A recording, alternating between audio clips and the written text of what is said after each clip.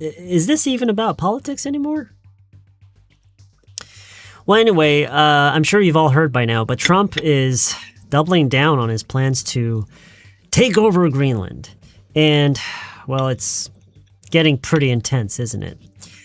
So, the last couple of days, I've been doing some reading on this topic, which I'm sure you've all been doing the same. But I've been doing it in English, and I decided to put together a video, kind of like last time, going over just the very basics of what's been happening so far and what's happening right now. In case there are some of you out there like me who don't use English as your first language, but would like to maybe keep up with current events like this one in English, just in case you have to talk about it, right? But using very easy English. So, here we go.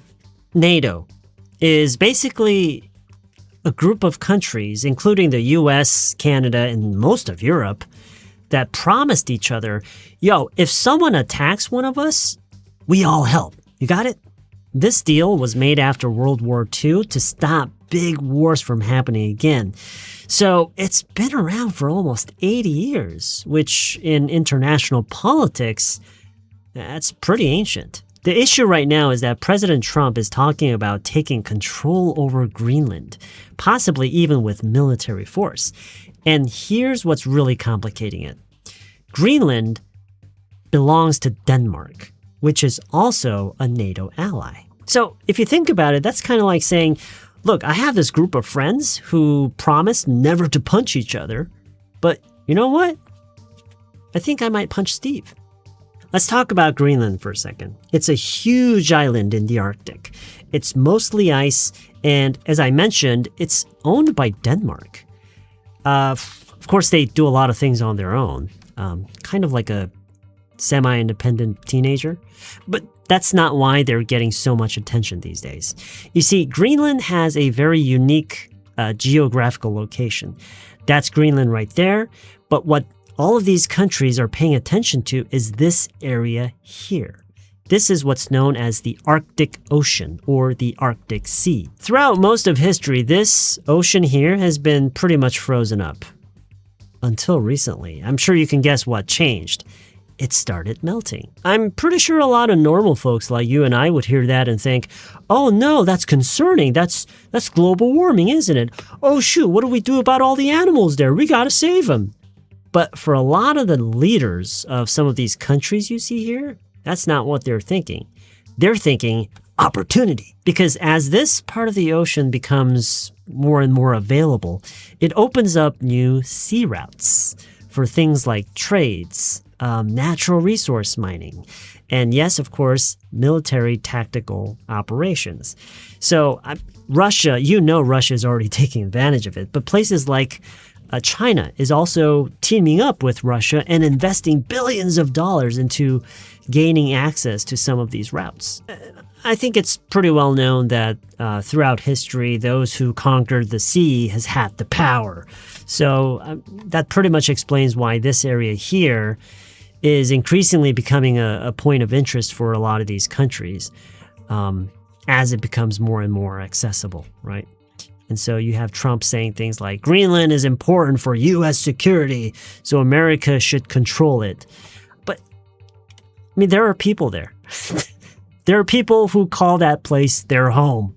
And so you have, someone like the Prime Minister of Denmark really concerned about the integrity of NATO itself. Yeah, I think it's safe to say that NATO and the rest of the world is kind of freaking out right now about what Trump is doing, or at least what he's saying. Because, you see, NATO has this rule called Article 5, which basically says, if one NATO country is attacked, all NATO countries are supposed to help. In other words, if one of us is attacked from the outside meaning outside of the NATO group, then we all act together. We all look out for each other. FYI, this rule has only been used once in history, after 9/11. And yes, back then NATO helped the US. But here's the thing that the world just isn't ready for. What if one NATO country attacks another NATO country. Because that's like a rule at school that says when one kid gets bullied, everybody has to step in. But then it turns out the bully is one of the teachers. So basically, NATO has rules for outside attacks. They do not have rules for members attacking each other. And so what does that mean? No plan. No plan means paralysis. I found this in one article of some sort of expert, I'm assuming, who is worried that Russia might try something to take advantage of this internal chaos.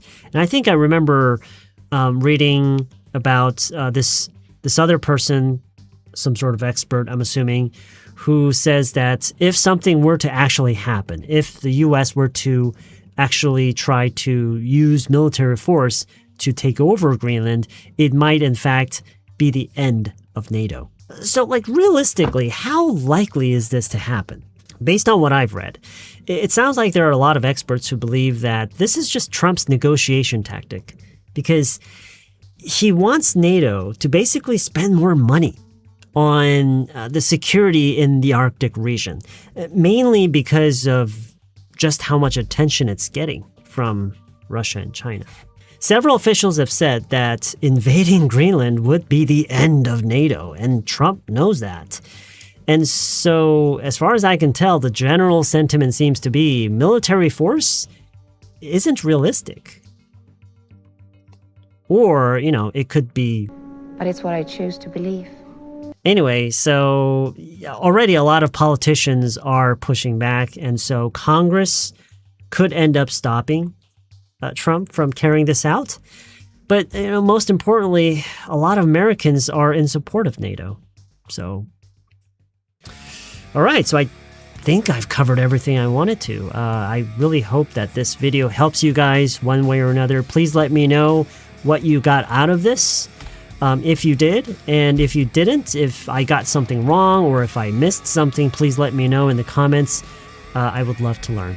That's it for me. I'll see you guys hopefully very soon in the next video.